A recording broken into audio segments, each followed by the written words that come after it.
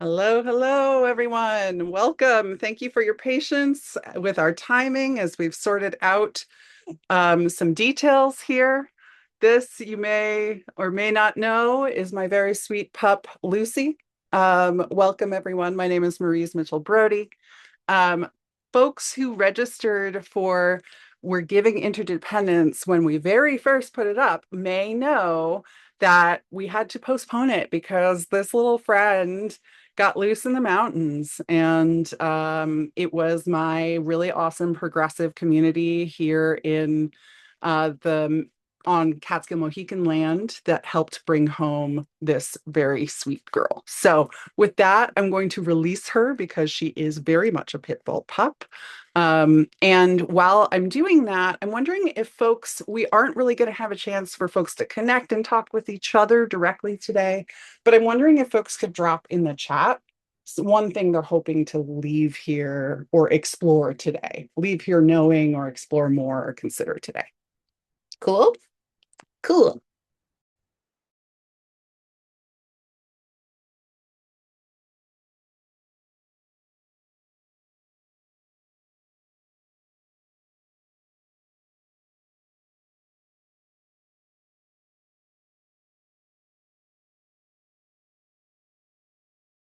Okay, and with that, here we are. I'm very excited to be here with you all. A few things that I wanted to go over. Um, let's go to our next slide. That's me and Lucy. Welcome. Let's go to the next slide after that. Okay, so we're going to get started, but wanted to go over some things first. Um, First of all, sorry, one second. Let's actually go to the next slide on this. Great.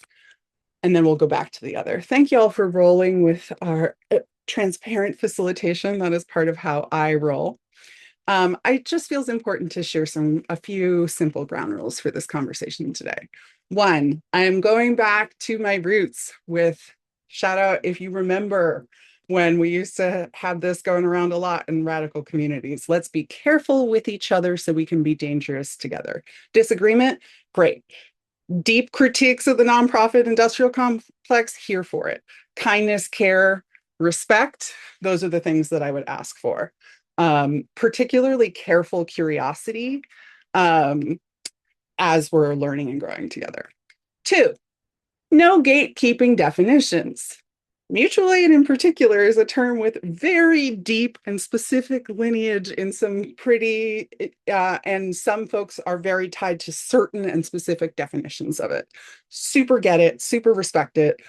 Was that person myself, kind of still am in some cases. But let's allow for language to shift and change. And this is not a conversation about purism today. And then finally, accept incompleteness and also accept a little bit of transparent and emergent facilitation. As a neurodivergent disabled person, I can't show up in any other way. And I'm just hoping this conversation sparks some things. Okay, let's keep it going. Let's actually go back to the previous slide. Great. So I wanted to go over our agenda and introduce you to some of the support people that we're going to have here today. I'm really excited. We have here Mo Willis is one of our awesome co-executive directors, one of the only brilliant Black trans, well, they're brilliant no matter what, but they're one of the only Black trans directors of a foundation in the US. And they come out of the Allied Media Conference lineage in Detroit. And so Mo is going to be doing some digital security, helping make sure that folks are as respectful and kind as possible in this space. The amazing Chicklet is doing our tech support and spotlighting and slides and that kind of thing. So thank you very much for that. Sorry for the bit of a delay. We had some technical issues due to increasing security for this call because there's actually a lot of people we don't know here, which is fantastic. And we needed to be extra careful about that. So thank you. And then finally, we also, and Chicklet actually was former staff. We worked together on the Sex Worker Giving Circle together at Third Wave Fund. And then finally, the brilliant comrade Genevieve Saavedra, our development officer for individual giving, is doing chat moderation and will be helping us connect to resources by dropping links and sharing more information. Something I quickly also want to name is that this meeting is being recorded, just me and the slides. We will not be including the chat, but if you, depending on your security culture practices, I encourage you to change your names or go off camera if that is a concern for you. And then finally, if you are having tech issues, GChat Chicky, as mentioned. Plus also one thing to say, we do have Q&A enabled, I believe. And feel free to drop your questions in Q&A by toggling to the Zoom bar and entering them as we go along, or by dropping things in the chat as we go along. I'm going to keep an eye on the chat, but it does seem like it's coming in hot and heavy, which I freaking love. But I may not catch everything. So if you really want to make sure I get to a question either today or by follow-up over email, feel free to put it in the Q&A. Okay, let's go to the overview of third wave slide. Thank you, Chicky. Okay, so Third Wave Fund. I think that there are some people here who are totally new to Third Wave Fund, which is freaking fantastic. And I wanted to do just a very brief overview. This, unfortunately, is just an hour long. We don't have the time to get into everything about this incredible organization, but I wanted to share our statement and purpose here with you all and our vision.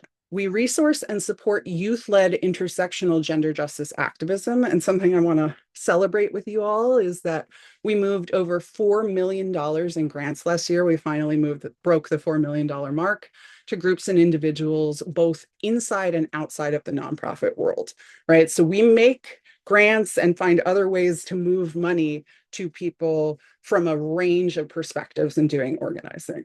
And I also wanted to lift up that our vision is a world where all people have full autonomy out of our own bodies and lives. We are not a traditional foundation, right? We are a social justice funder that values a world where we're trying to work ourselves out of a job.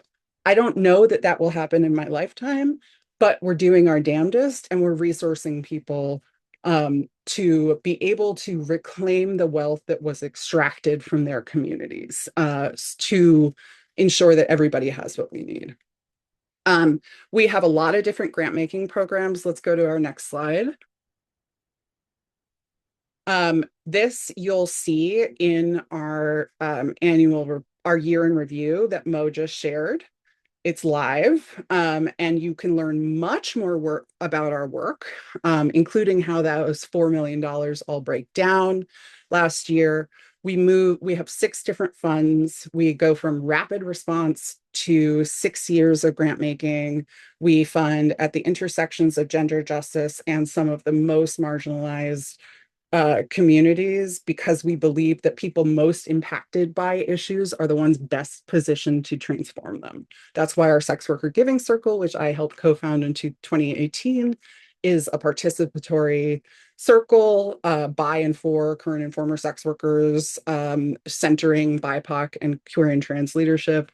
That's why we actually have a very open grant application right now for the Disability Frontlines Fund, supporting disability justice work. And then we also fund from Rapid Response. There are 2 more dates for our Mobilized Power Fund coming up, as well as very long-term funding through our Grow Power Fund. Folks may know groups like Dissenters or groups like Decrim Sex Work California. They are folks that got 6 years of funding from us. So that one isn't open yet, but stay tuned. And Genevieve dropped in the chat and also in the supporting materials document. Genevieve, if you could drop those links again to the slides in the supporting materials document. All of the links that you see in the chat are also in this supporting materials document. So thank you so much for that. And then finally, I'll say this is actually my last public event with Third Wave Fund. I've been here since um, 2018. And in October, I'm actually transitioning out to doing coaching and consulting work. So it means a lot to me to get to share out and to get to soapbox a little about an issue that I care about. Um, let's go to the next slide. Okay. So um, this is some issues that I really care about, in part because I've been organizing for almost 30 years. Um, and I'm very grateful to be a third generation anti-Zionist Jew. I'm very grateful to be a New Yorker. I'm also a white person with some class privilege and take very seriously my responsibilities to organize and to leverage that privilege in the ways that I can in support of the kind of wealth redistribution and the redistribution of land, wealth, and power that I think is the responsibility of all of us who have benefited from the theft of land, life, and labor in the US. So I also want to share too that while I've been in a lot of different social justice movements, like you'll find me in the footnotes of a lot of really cool books and your faves, that kind of thing. I over the years I've become much more of sort of like an optimistic, radical pragmatist, right? I'm not an accelerationist. I really am not in the place of like, we need to make things as bad as they can possibly get so people rise up. Too many of my comrades, particularly trans folks of color, Presente, Cecilia Gentili, Miss Meager, um, Ms. Vicky, um, uh, Emi Koyama, folks like that, folks who've taught me so much about this work, have gone too soon. And I believe in a future in which philanthropy doesn't exist, um, and that we all have what we need and have what we need to thrive and make magic. And the reality is, like I mentioned, I don't know that we'll see that in my lifetime. And our government, especially in the US, more now than it's ever been before, does not provide for our most basic needs. And we deserve so much more than the basics. We deserve magic, joy, pleasure, interrelated webs of interdependence. And so I think we're both about how do we practice the new world we want to see now? How do we practice mutual aid? How do we organize outside of the nonprofit industrial complex? And then how do we utilize the tools that we do have? How do we hustle? As a former sex worker, this feels very important to me. How do we take what we can get, take that money, do it as uncompromisingly as we possibly can, and show up for liberation? So I'm in the both and of it all, and I'm excited to talk about those things with folks. Also, I hope this is obvious, but this isn't an all-encompassing training. We've just got a little time with each other. It's not going to be everything to everybody all at once. And again, it's not that narrow definition of mutual aid. As somebody who, this is a photo of me, I crowdfunded, I think like $2,000 from maybe 60 people or so when I happened to be driving through North Carolina after Hurricane Helene, and brought supplies to community members who were centering and supporting Cutie BIPOC led emergency response efforts. I've been doing mutual aid since I was like literally even before I was an organizer. My parents had me involved in it. I take very seriously the questions of reciprocity, and we'll get more into that. But at this point, I'm not worried about semantics. So, um, cool. Thank you. Also, I'm going to try and not get distracted by all this brilliance in the chat. But looks like there's some juicy stuff in there. Okay, so more chance for y'all to get juicy with it and for me to catch up with you all. What are we talking about? Let's go to the next slide. So let's start with philanthropy. What do we drop in the chat? What are some words that come to mind when you think of philanthropy? No wrong answers. Like, I encourage Hot takes. Okay, so I'm seeing a lot of did two people literally just share tax shelter and tax haven for the rich? Like almost the exact same thought, right? Capitalist apologists, saviors, rich people laundering money so they can feel good, maybe harsh. No, I think that's right on in many cases, but also transferring resources. Thank you for the both and incoherent giving. Yes. Okay. Yeah. Lots of different takes on it. Cool. Let's talk about mutual aid. What do we think of when we think of mutual aid? Interesting. Yeah, it's interesting. Yeah. Ooh, yes. Thank you for rooting it in a historical Black feminist practice. That feels really important to uplift. That's great. I'm seeing solidarity, pooling resources. It's interesting to see, right? The more diverse range of definitions that we're seeing here. All sort of based on reciprocity, sharing, community, need-based, trusting people should be what they need outside of official government structures, sometimes not wealth distribution. Ooh, if you want to share a little bit more in the response to that, I'd love to hear more about what you mean. I have a hunch. Okay. Thank you for all this juiciness. Creative potential to meet survival needs. Ooh, juicy, juicy, juicy. Okay, let's get into nonprofits. What do we think of when we hear nonprofits? Again, all takes welcome. And nuanced takes also welcome. Non-nuanced also. Drop it in the chat. Are people just marinating on this? Nonprofits. Okay, some people were still cooking on philanthropy. Industrial complex. Yep. Sites of abuse. Well-meaning people trying to bridge inequality within an exploitative system. Yeah. They can be one tool used to resource organizers. Thank you for the nuance. A huge bucket. Yeah, I love this. That flattens grassroots and corporate organizations into the same category. Yeah. Yeah, I'm so excited to see. Yeah, the vagueness. There's so many different types of nonprofits, right? And also, you know what? Reformist. Yep. Created to fill the void looks like somebody's in our governments and social contracts. Something, a book that's required reading, and I didn't put this in the links, but that I think is like deeply important Black, Indigenous, and POC scholarship is the book The Revolution Will Not Be Funded by Insight Women of Color Against Violence. I believe that was 2004 or 2005. They are actually the people who at least are credited with public coining and or popularizing the term nonprofit industrial complex. We're going to get into it in a second, but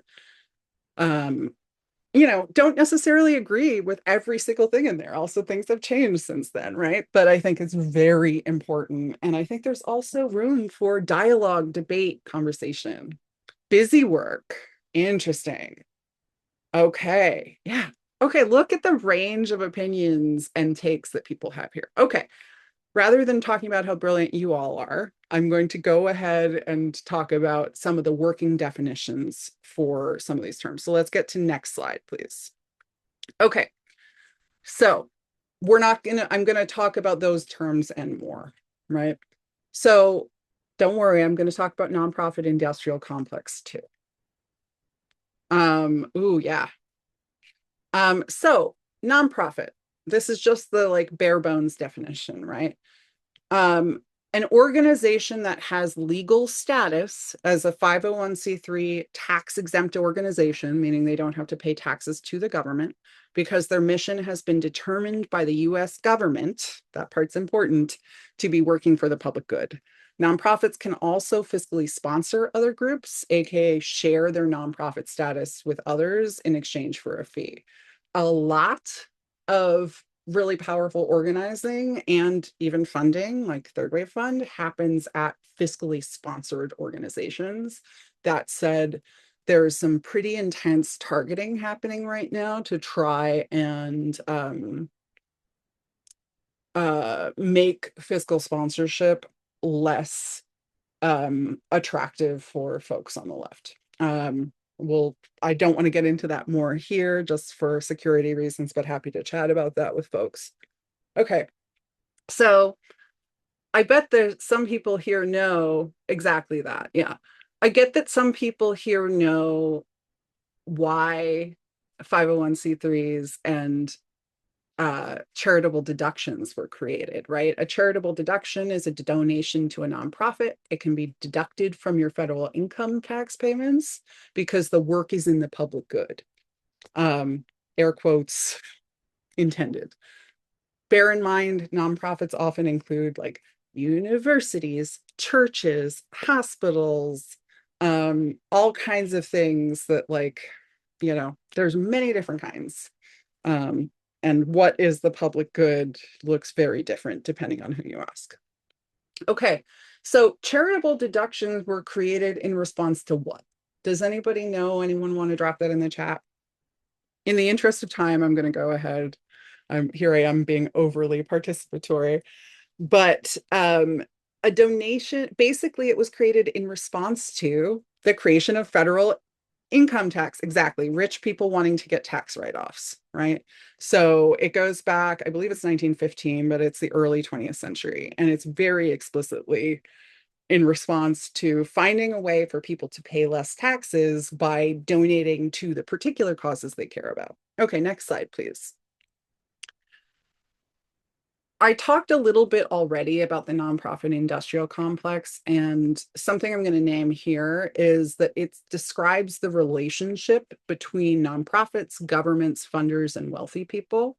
And the analysis is that it attempts to undermine, sanitize, and defang social justice movements through patterns of power and control.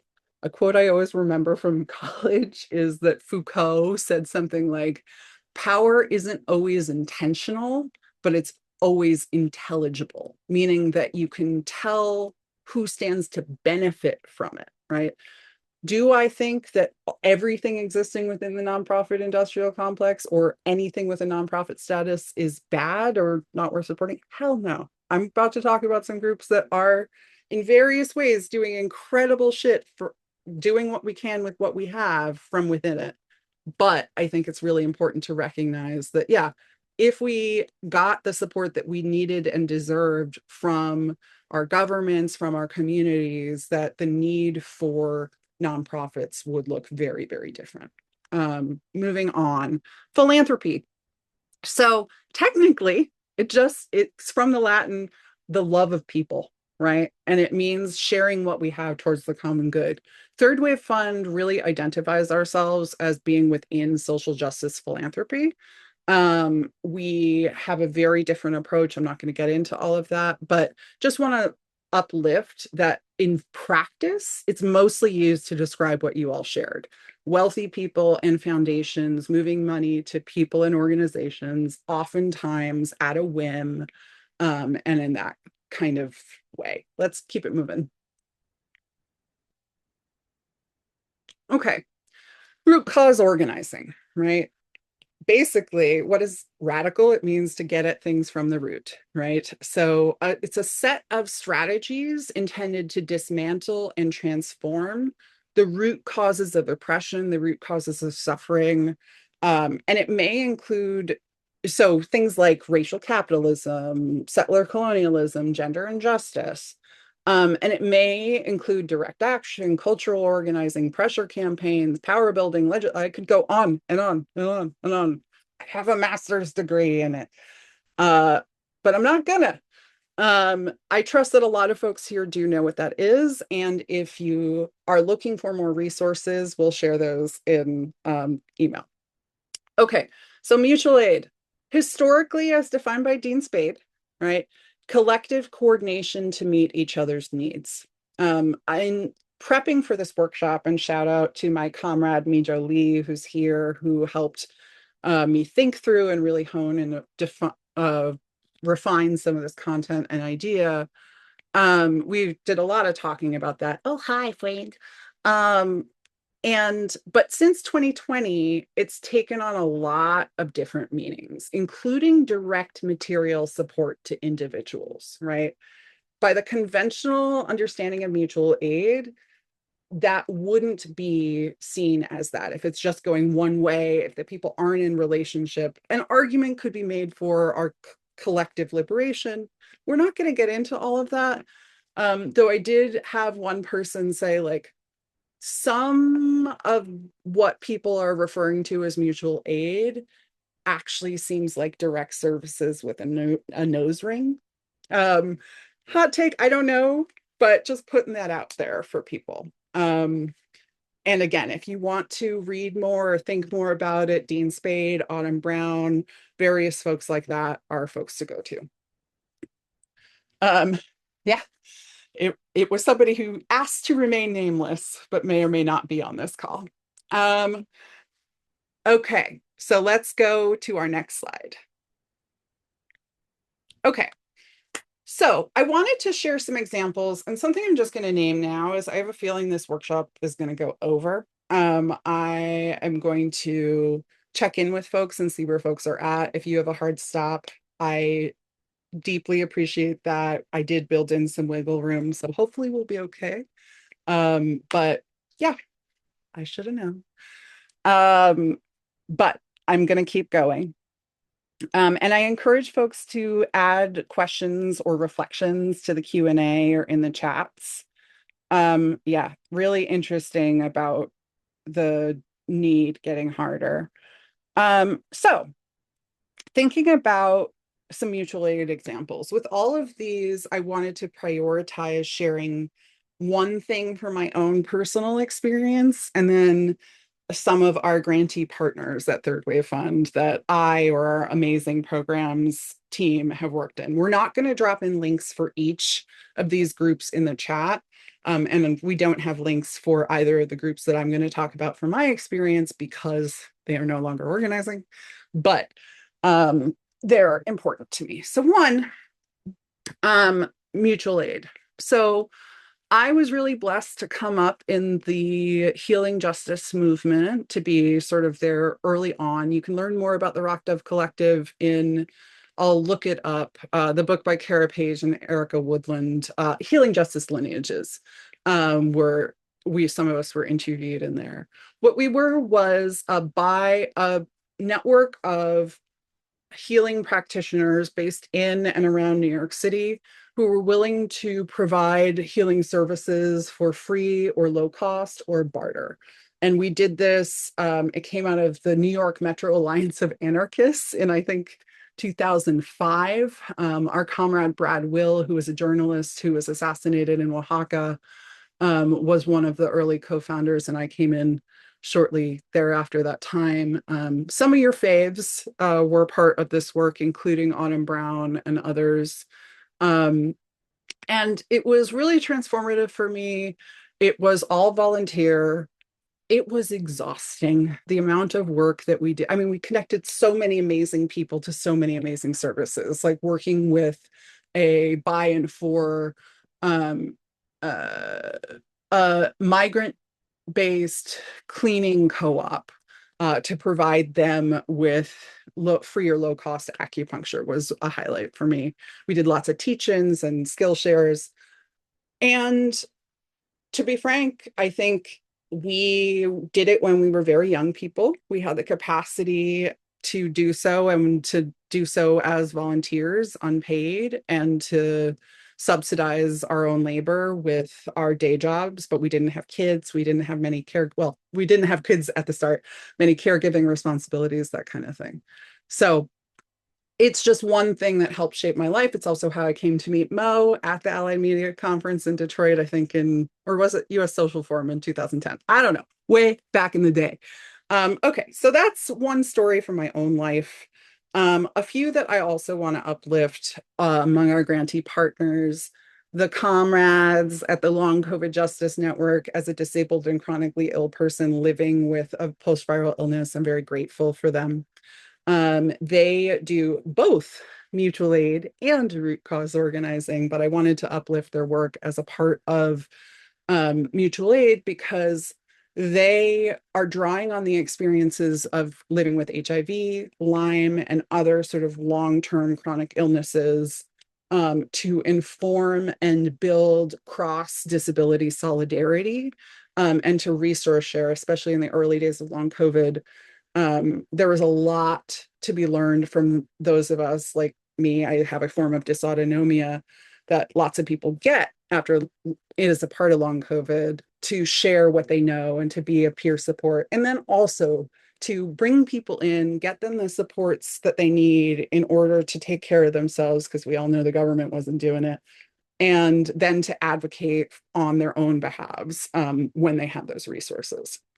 Another one that I want to uplift is Trans Queer Pueblo.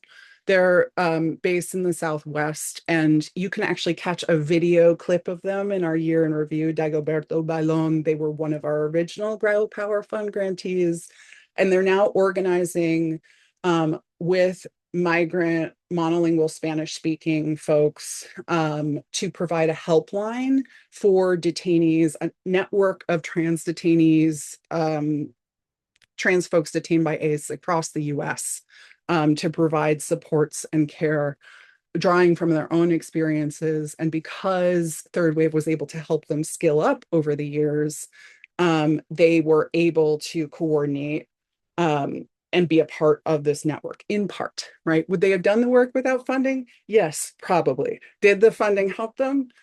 Yes, absolutely. So you can learn more about them in our year in review. Something else I want to uplift is Eileen's. Eileen's is a group that was founded by the late, great Emi Koyama, sex worker extraordinaire, anti-violence organizer, survivor badass. And they are an organization that supports people in the sex trade in the Pacific Northwest outside of Seattle, and very rooted in by and for organizing, in giving people what they need to survive, right? Not everybody can do this kind of work without being compensated. If you're a sex worker, actually to ask somebody to get involved in organizing when, if you're not out there on the street, you might miss the money that you need to pay your rent or to support your kid, isn't a critical part of that resourcing. So in Emmy's passing, there's a fundraiser, and this one I actually do want to see if we can drop a link in the chat. Chickley, I'm going to ask you to do that if you don't mind. Drop the link to the fundraiser for Eileen's to help keep them open. They also do participate in various organizing coalitions. Again, it's an effort, it's a strategy that helps people get what they need in order to survive. And then as people are resourced, invites them into root cause organizing. So you see the way these two things sort of fit together? Okay. With that, yes, Emmy Presente. I miss my friend. Okay. Let's go to the next one. Okay, I'm going to say very briefly that I was involved in a lot of different capacities in Occupy Wall Street in New York. And that was in part because I had a social work degree. I knew that there were lots of folks there who didn't have the resources. And I honestly was not there for the core reasons. Though in retrospect, right, how much cultural shift did that create is what we're experiencing right now, part of the backlash to that analysis. I don't know. But one of the things that I really appreciated about it in my work as a part of the safety team and the Peace Council, using various of my skills to help support the houseless folks who were living there, to help support conflict de-escalation, to support survivors of different kinds, was that I could use my mutual aid skills in support of a mass uprising. And this is one that we know for sure was not a funded organizers. It did come spontaneously out of this work.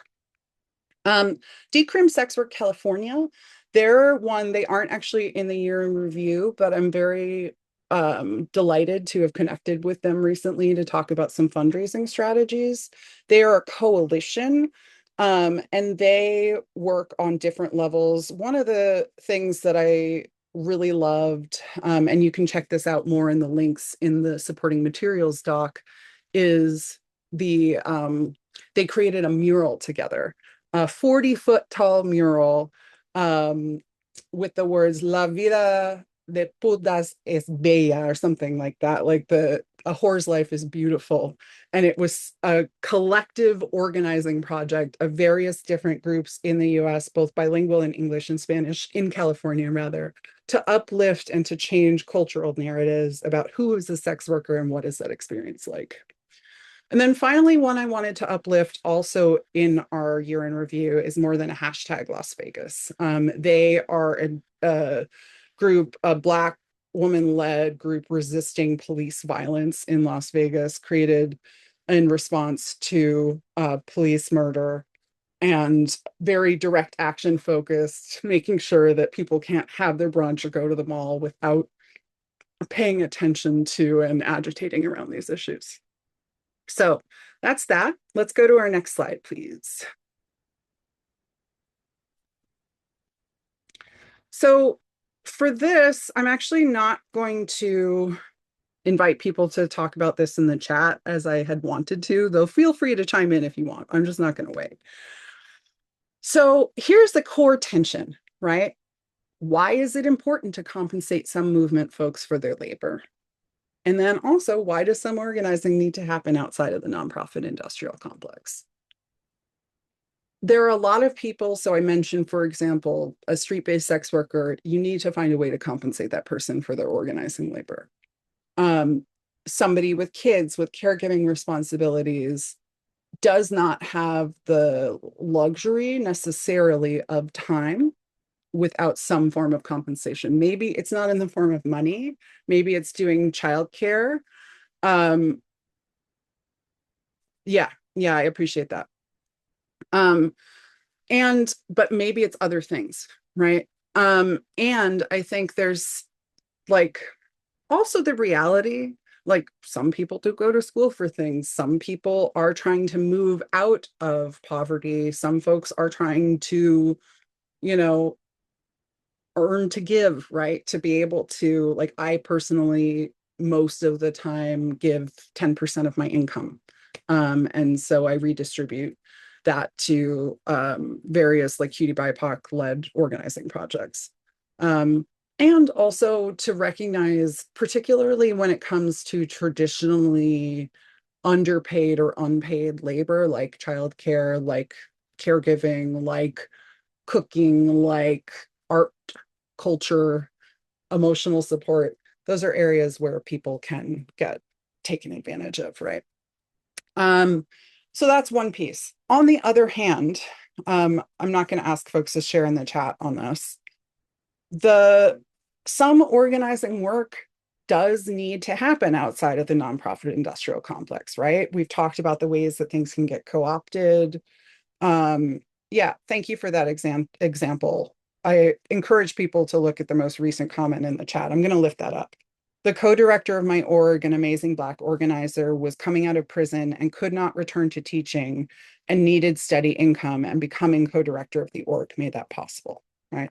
And it's not to say that you can only nonprofits can compensate people, right? We're going to talk a little bit about why that is.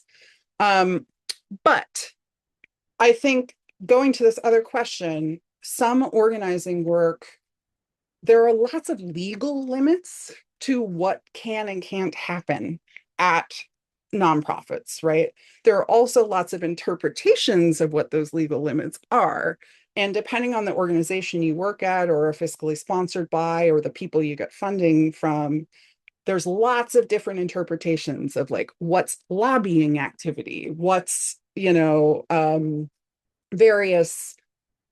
various things that I've had to rewrite my own dockets for, and I'm sure y'all have had to sort of work around. There's also things when it comes to like financial and fiscal compliance, right? If you're trying to do direct material support to individuals, sometimes people interpret the law to mean that you'll have to get people's W-9s or tax information or have them sign certain receipts, or there's lots of requirements around that, and you can't necessarily. And even outside of the traditional understanding of these legal frameworks, we all know that we, yeah, thank you for that. We all know that this current administration is trying to deeply, and already is, deeply expand targeting via using some of these legal mechanisms, changing laws, just running roughshod over laws. So, in some ways, I think our over reliance on the nonprofit industrial complex as the site of organizing in some cases has created a bunch of challenges over the last few years. That said, I would say that like the Block and Build Funder Coalition and other folks, shout out to some of our comrades in that space. We're trying to figure out different ways to be creative and to think about how to respond to those threats together. Yeah, yeah. Love all of these comments. Yes. Ooh, yes. Thank you. So many limits, especially when it comes to folks receiving things like SSI. Like, did you know that lots of disabled people actually don't marry their partners because that would mean that they are no longer eligible to receive the little pittance that they get a month, even if they get divorced in the future? Okay, let's go to the next slide.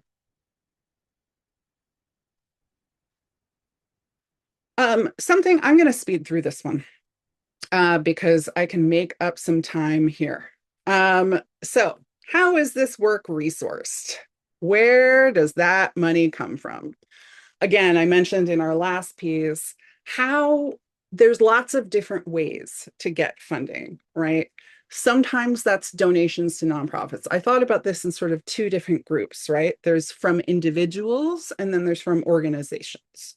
So individuals make donations to nonprofits. That means it's tax deductible. Individuals can also make donations to directly to their something called a donor advised fund, and then that money is redistributed to charitable orgs. So technically, the donor advised fund is the recipient. Crowdfunding, super common. We're all super used to it at this point. That can be like formal via sites like, GiveButter or, Crowdfund or Kickstarter, or it can be informal, like send this to my PayPal, send this to my Venmo or Cash App. That said, it's actually quite tricky on in terms of personal tax burden sometimes to do it in an informal way, or even from a crowdfunding site. So that's just something that's often hard to work around. Membership fees, that's a great way to resource work, particularly if you're a membership-led organization. Where I live in the Hudson Valley, there's an amazing membership organization called For the Many that's doing all kinds of work around anti-gentrification, migrant support, that kind of thing. And their membership campaigns are incredible. Paul Mersfelder, who's part of Resource Generation, is the dev director there and doing great work. Volunteers, right? Donating. And I do think that it's important that we think of our resources not just as money, but time, skills, networks. Like maybe you don't have the money, but you know some people who do, or you know a lawyer or whatever, materials, etc. And then organizations, private foundations. So those can be corporate, family, religious, right? Family foundations make up a lot of the private foundations in the US. Then there's government grants. Sorry to laugh. It's like the idea of some of the groups that we support getting any more government funding at all on the federal level. Unfortunately, in this moment, I'm not optimistic, and that's created major impacts on especially folks in public health, those of us who are just sort of finding ways to take that money and turn it into the good radical shit that we're doing because we happen to be seen as like a vector of disease or that kind of thing. It's very different now. And then public foundations like Third Wave Fund, aka intermediaries, right? So we fundraise for every dollar we raise. We spend down every year, to quote my comrade Chung-Wha Ha from Grassroots International, that we are not doing the same thing as these private foundations, which are like, oh, we increased our disbursement this year from 5 to 6%. That's great, but we are not in the business. We don't have an endowment. B Corps, yes, yeah. And what an endowment is like when it has a invested money that's spinning off resources versus at Third Wave and others that are trying to move that money out, or when they're in a spend down place. Great point. Okay, I'm going to keep us moving. Okay, so we are going to go over this worksheet, but we are not going to do it today. Let's go to our next slide. Oh, Chicklet did it already, not the one from before. Thank you, Chicklet. Beautiful. Okay, so the reflection worksheet is here. And what I really want to encourage people to do with this, and the point of this tool, is just to, there's a little bit more detail in the worksheet itself, but asking some simple questions, right? Because particularly if we're in the position to give, right, whether that's money, in the traditional nonprofit world, they sometimes say time, talent, or treasure, right? But like, what do you have in terms of resources? What do you have in terms of finance? All those things. But then also, what's important to you? And is your giving actually reflecting what matters to you? And also, so what do I value? What matters to you? What do I have? What you got? What do I know? Right? Recognizing what you do know already, who you are, right? What communities you come from, and then what communities you don't, right? One of the reasons why people love to give to Third Wave Fund, our amazing dev associate, JJ, who couldn't be here today, but helped so much with this, shout out JJ, talks about is like one of the reasons that folks in rural areas love Third Wave Fund so much is that we may not know what's the need on the grounds in Chicago? What's the need at Stop Cop City? What's the need in all these different places? But they don't have to, because Third Wave Fund is a by and for funder, which means our staff come from the organizing communities and the lived experience of the people we support. So because we have our nose to the ground, because we're in that ongoing relationship, we can continue to show up and to resource in that way, in a very authentic way. So you don't have to know. That's the beautiful thing. Other people do. If you're interested in giving to an intermediary funder, Third Wave's a great place. There are also lots of regional ones.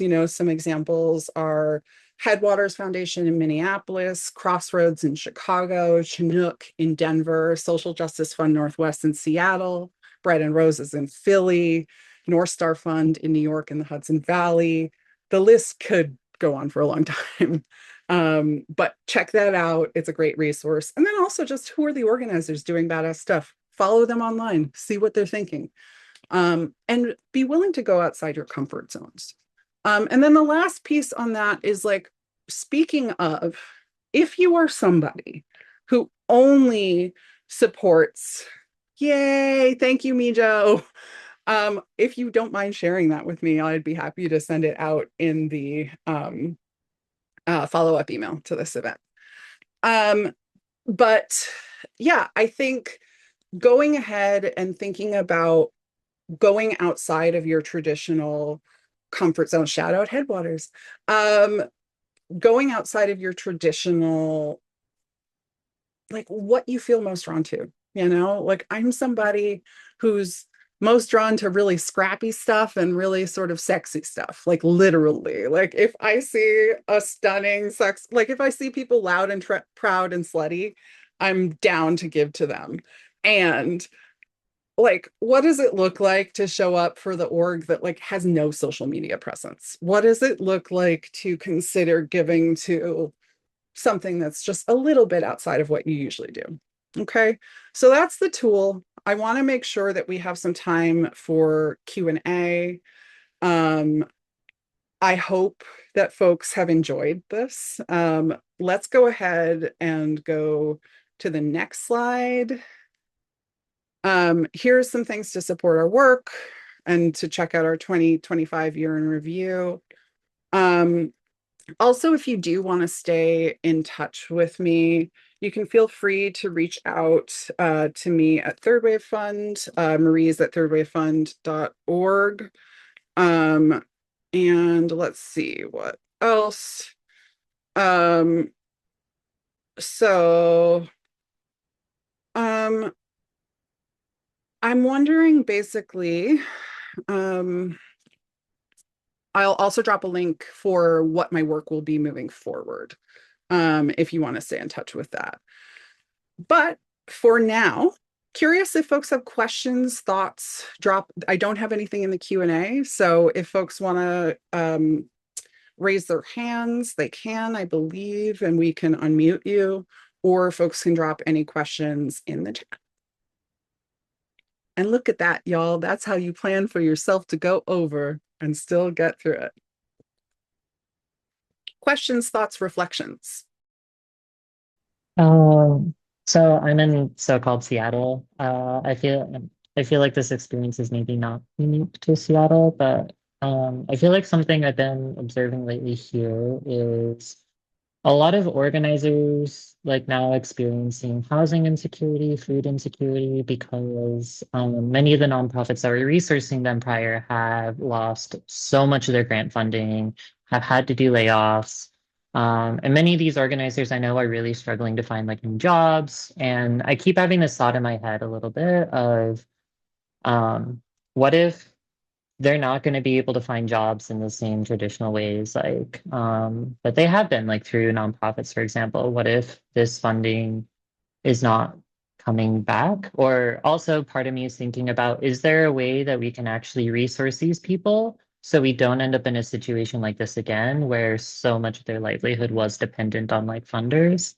I'm curious, like if you have like thoughts on that, like how to meet this moment where so many on the ground, at least to me, so many on the ground organizers are um, just experiencing so much insecurity, and like what are maybe new ways of being able to support them in sustainable and long-term ways. Yeah, thank you so much for that. And Chicklet, let's go to the next slide. And then maybe Genevieve, if you want to keep dropping some of the links from the previous thing periodically in the chat, we can. And I'm not going to wrap right at the hour. If folks have to go, I deeply appreciate that and look forward to following up in conversation elsewhere. Um, but yeah, I think that's a great question. Third Wave Fund almost shut down in 2013 because we took a very clear and radical stance in response to young women and girls in the sex trade organizing in Chicago to support the decriminalization of young people in the sex trade. And as a result of that, a lot of our funding, particularly from second wave feminists masquerading as third wave feminists, got cut. And I think from that experience, that's really shaped the DNA of how we've done our fundraising work. And so I'm really proud that Third Wave Fund is about 50-50% funded by individuals and by foundations. And we try and keep our foundations as diverse as possible. Shout out to our development officer for institutional giving, Sylvia Jung. But we've been hit by some recent cuts from social justice funders that are retrenching because of reputational risk involved in funding groups as radical as we are in this administration. So I really think that's a very real question. And I do think that people with access to wealth, or especially even if you don't have access to wealth, but access to influence of people with wealth, like if your grandpa is on one of these boards, I know you might not like your grandpa, but this is the moment to be in conversation with those folks. This is the moment to be doing everything you can to influence people to understand that the profound and most real reputational risk is how these folks will be looked at in the history books. Is what is your retrenchment doing in this moment to actually endanger the lives of some of the most radical and badass groups in the US and individuals. And I do think that mutual aid is part of it. Also, I do think that there's some like diversification of income, you know? And I think a lot of folks are exploring what does it look like to pivot out of the nonprofit or funder space and into having your job be one thing and then organizing on top of that. You know, it's a very real and very scary question. And those on the call who are donor advisors or in the funder space, I think I want to second that. Okay, let's see what else we've got. Okay, so we've got two questions here as follow-up questions. One, it feels like we need to practice wealth redistribution reparations. I coordinate a cohort of progressive white congregations engaged in grassroots reparations, and we have tools for folks to discern whether their projects are abolitionist, transformative, even if small, rather than reformist, wondering about how to foreground abolitionist frames in mutual aid and experiments in wealth redistribution. Yeah, I think that's deeply important. And I think engages with that framework as sort of non-reformist reforms. And what are the ways that we can be in alignment with abolitionism, even if we can't be um, fully enacting them in our settings. And I think part of that for me, and to be honest, this isn't something that I have a great, it's such a nuanced question that it's not something that I have a great sort of short answer to. But I do think that a fundamental framing question for us, and I'd be really curious to see this tool, is um, what are the outcomes? What are the goals? Who's being served by this? Who benefits in the long term? Is this work being done to uproot the fundamental conditions that created the oppression in the first place? Or is it simply addressing the gaps left by that oppression? I think that's sort of the simplest frame that I have for it, but I'd be really excited to hear more and to think about what other folks have to share. Um, so great. Thank you for that. And then I'm going to look at the Q&A. I also have a question here. How do you see building power through mutual aid while not replicating philanthropic tendencies like requirements and saviorism? I notice so many folks who are in survival mode, even with financial and material support. How do you not make it like a requirement for getting aid that people participate in organizing? Yeah, I think that's really important because I think one of the foundations of mutual aid, as I was brought up in it, is about how do we center, like, from each to each according to their need, from each according to our abilities, right? And there are people for whom organizing is not something that they have space for, or is it something that they want to do? It's not actually what all of us are trying to do or move through in the world. Is it something that it's awesome if people can do and cultivate? Yes. Is it another way of sort of engaging in transactional relationships? Oh, I'll give you this, but then you have to do X, Y, and Z thing. I think it's replicating a charity model in some ways. And so if we keep one eye on where people are and one eye on where people might go, doesn't mean that we're like behind the curtain machinating or trying to control things so that they go where we think they could go. We're just creating the conditions for them to opt into moving into an organizing role or a healing role or a art making role, whatever that looks like.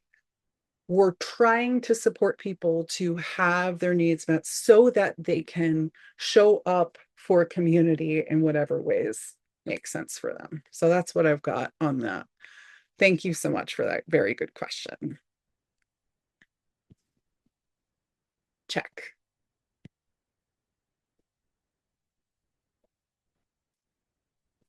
Okay, y'all, thank you so much for being here today. We're going to go ahead and close things out. And just a personal note to all of you who've been a part of our community and organizing here at Third Wave Fund since I've been here. It's meant a lot to get to be in relationship with you all, and I hope to be a part of the broader third wave community with you all for many years to come. So please do check out our work. Let's go to the last slide if you don't mind. Check the oh, never mind. It's okay. But please do check out our work and please do support our work. If you are at a foundation or are an individual looking to make a larger gift, you can always contact us at fundraising@thirdwavefund.org and we can share more about whether we might be a good fit for you. I hope y'all hang in there and take care, and I remain available for these convos. Appreciate you all so much for joining us today.